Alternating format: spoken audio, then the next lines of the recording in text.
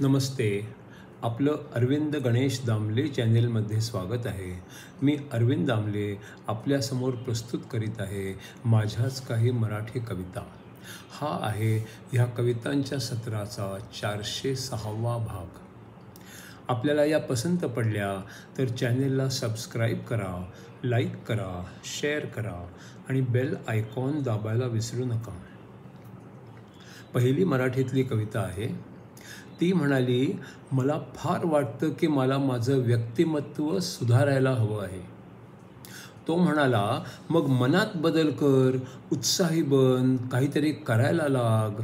असे केलेस की आतून उत्साही बनशील आणि मगच तुझं व्यक्तिमत्व सुधारणार आहे. ती म्हणाली, पण मला आतून उत्साहित बनणं अवघड आहे. ते वेळखाऊ पण आहे. त्यापेक्षा मला ब्युटी पार्लरमध्ये जाणे सोपे आहे. मेकअपमुळे उत्साही दिसणे शक्य आहे.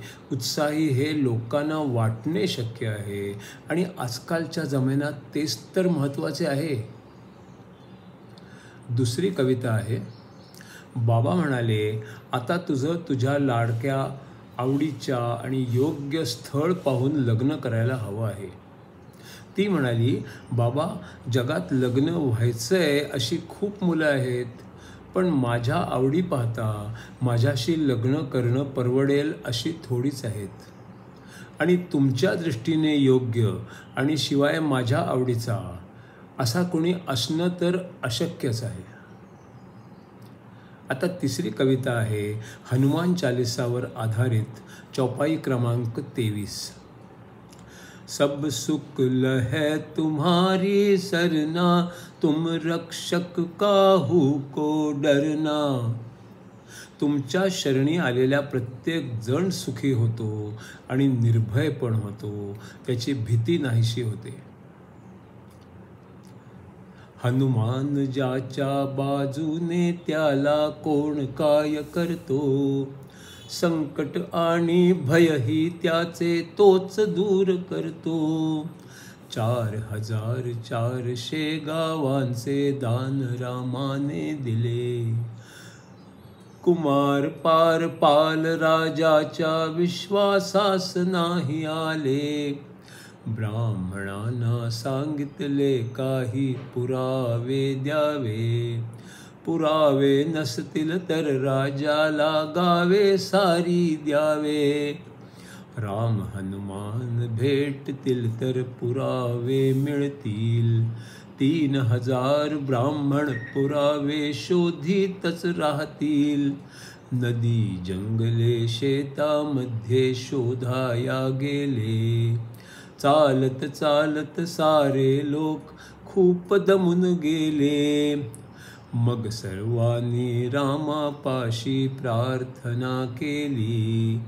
म्हाताऱ्या योग्या समतेथे एक व्यक्ती आली.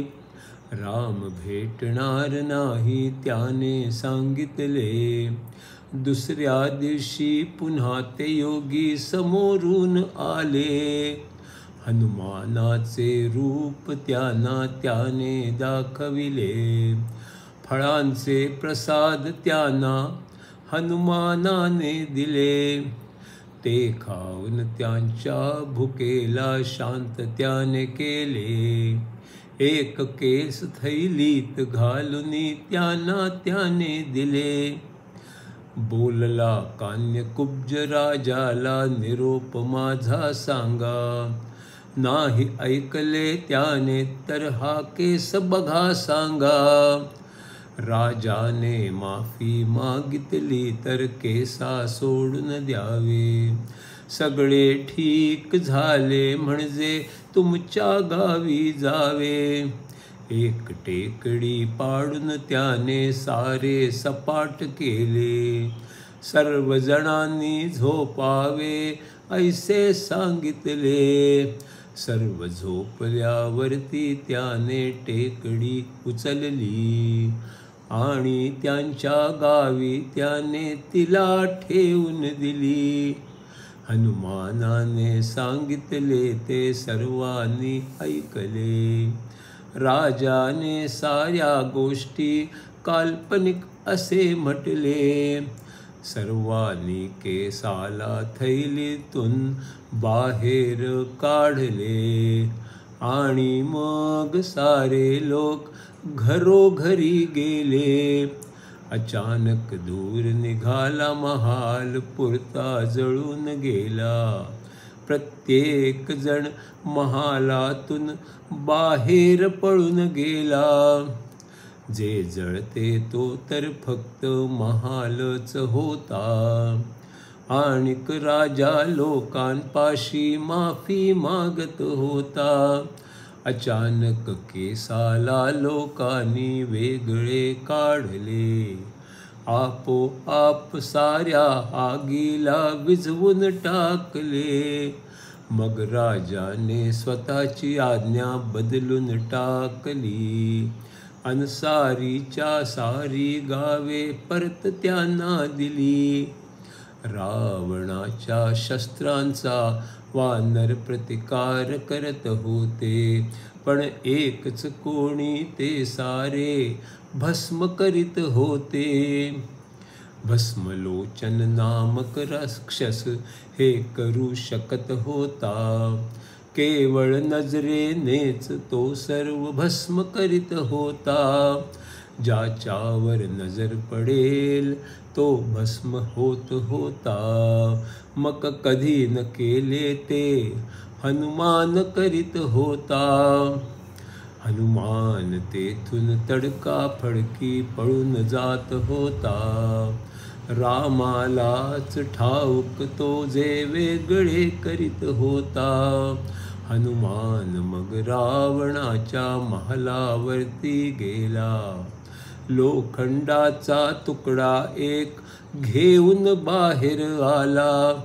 मग हनुमान भस्मलोचनाच्या मागे गेला होता. खडक पाणी झाडांमागे वानरा लपविणार होता. लोखंडाला शेपटीने उंच उडविले होते आणि त्याला राक्षसासमोर उभे केले होते. तेव्हाच एक मोठा स्फोट तिकडे ऐकू आला.